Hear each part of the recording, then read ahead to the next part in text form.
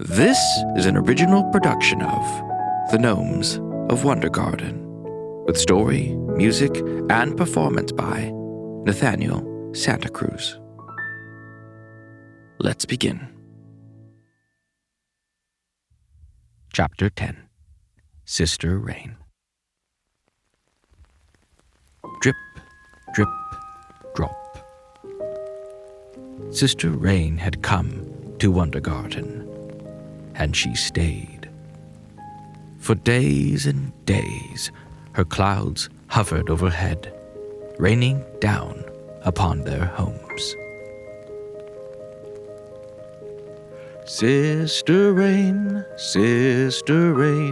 falling from the sky, bring to us drops of rain from the clouds so high. Puddles filling up, rivers rushing down, water flowing all around.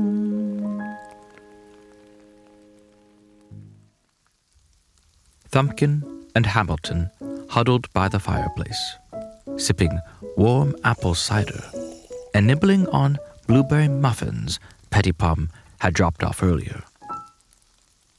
Glancing outside, Hamilton saw Petipom splashing about in puddles, not caring if he got wet or covered in mud. Nothing ever seemed to dampen his spirit. Later in the afternoon, the gentle drizzle turned into a downpour. The puddles grew larger, the creek began to overflow, and that's when it happened. As Rutabug tells the story, he had just finished patching the holes Morrison had made tunneling through his living room. Tired, he sat down in his armchair to rest. Kicking up his feet, he folded his hands across his chest, tipped his hat, and leaned back. Finally, he sighed, pulling the brim forward. Everything is back in order.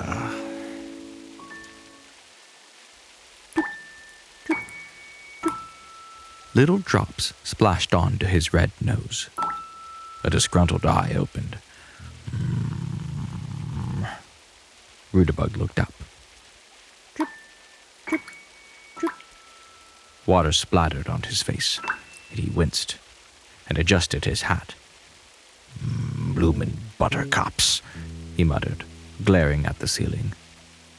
For a moment, he sank deeper into his chair, trying to ignore the problem.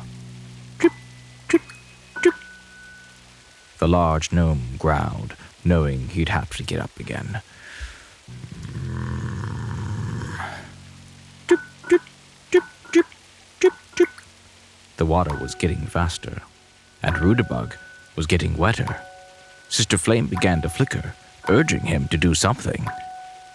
Feeling compelled, Rutabug finally pulled himself up, fetched the nearest thing he could find, a broom, and stood on his chair to plug the hole in the ceiling. The dripping stopped. "Ah!" he said, feeling a bit of relief. But soon, water began to gather around the broom, and the ceiling started to bulge. Fearful of letting go, Rutabug held the broom in place. Like a swelling balloon, the water overhead grew heavier and heavier until a waterfall burst through, flooding the living room. Sister Flame went out. Poof! Grabbing everything he could, Rutabug tried to plug the hole, but nothing worked. Water rose to his ankles, then began to pour downstairs. "My root cellar!" he cried. As water cascaded down the stairs, Rutabug fumbled along the walls, trying not to lose his footing. Reaching the root cellar, he slammed the door shut and sealed it tight. Moments later, a great surge of water rushed down, knocking the large gnome clean off his feet. Now swimming, he waded toward his armchair, bobbing through the tunnels, and clambered on top. Gripping it tightly, Rutabug's eyes widened as he found himself being flushed through the tunnels, along with all his other belongings. "Rutabug! Where are you?" called a voice. Morrison was floating on his bed, slowly spinning in circles. Spotting a broom drifting by, Rutabug quickly grabbed it and paddled his way over. With a leap, he landed on Morrison's bed, which made a decent raft for both of them. "Rutabug! Why are we in the pond? The house is flooded." "Flooded?" "Yes, flooded!" The two clung tightly onto the rails as the rapids rocked them up and down, side to side, and to and fro.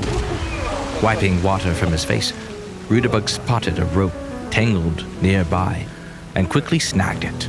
Ha! Swiftly, he fashioned a sail from the bedsheet and began steering their raft through the maze of tunnels. Further and further, deeper and deeper, they drifted until, spotting a light ahead, Rutabug pulled the ropes and angled the bed towards the opening. "Hold on tight!" he shouted. As they approached, Brother Wind blew past their faces until...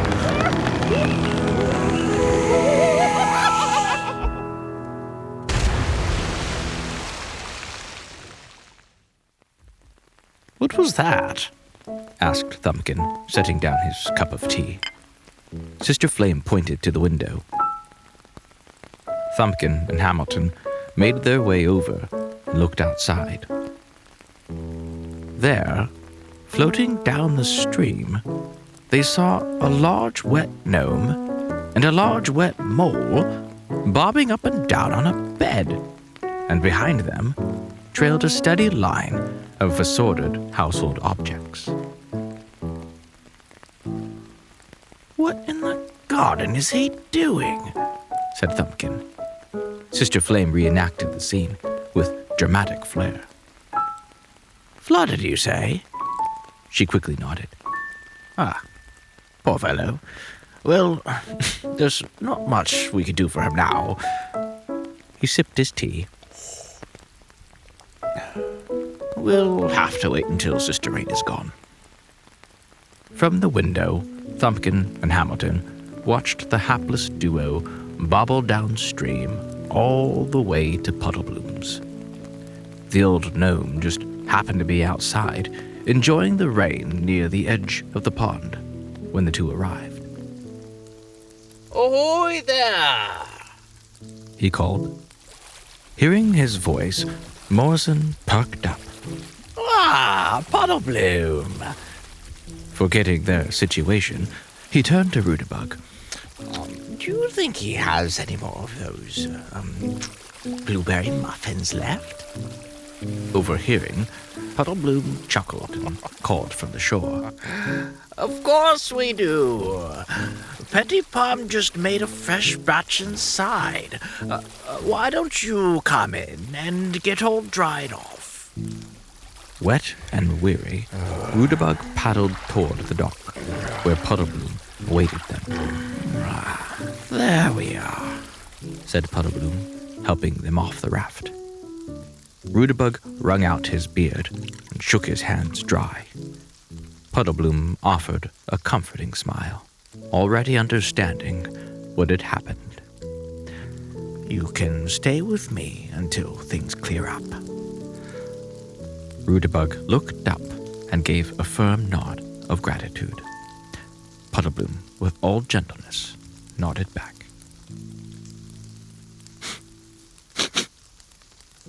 Morrison turned toward the old willow tree. "It's ready!" cried Petipom from the doorway, holding a plate of blueberry muffins.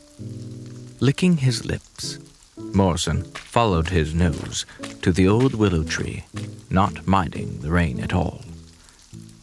Meanwhile, Rutabug tied his bed to the dock, and Puddleblume, placing an arm around the large, wet gnome, covered their heads with a leaf. Together, they walked back to the house and disappeared inside.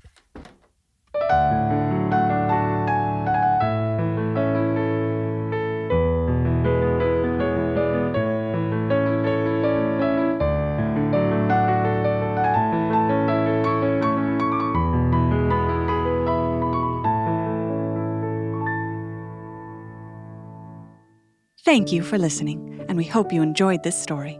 Be sure to visit us at wondergarten.net or join us on the Wondergarten app. Now, please enjoy some music from this story, performed by Catherine Brunner.